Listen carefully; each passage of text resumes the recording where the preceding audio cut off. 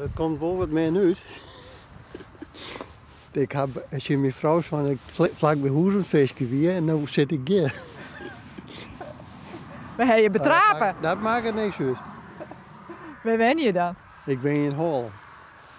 In Holland? Ja. Maar wonen ze daar net bieden? Daar, nou, als je moet het zo noemen, dan heb ik een oorplakje op ziekje en dan is het wel mooi als je eens een keer ergens wat oors kan komen. Maar waarom heet je en je vrouw zo dat je in de buurt bloos woont? Nou, dan hoef je het net zo aan te rijden. Weet je wel? Dan kost het net zoveel benzine. He? Maar, nou ja, ik mag graag visje. Ik ga weer te vaak te visje. Want wij hebben een huisje in Zweden. En daar mag ik heel graag visje. En daar zitten we gewoon in plaats van het winterjaar. Hier zitten wij hier in Friesland.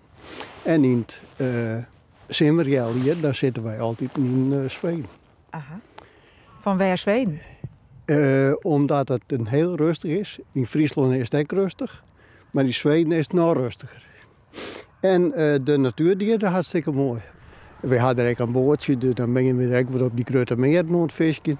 En dat is ideaal, vind ik. Stel je voor, in hartje zomer binnen we daar aan het visje. Dan komen we daar geen kopje in. Er is misschien heel goed dat er in twee bootjes op zo'n groot meer binnen. En dan binnen meer in, daar versoepen de vluchten in. En ik bedoel,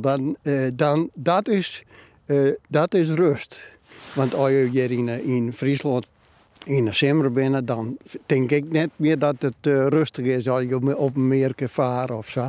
Want als je een beetje handig bent, dan kun je uit roer komen als je...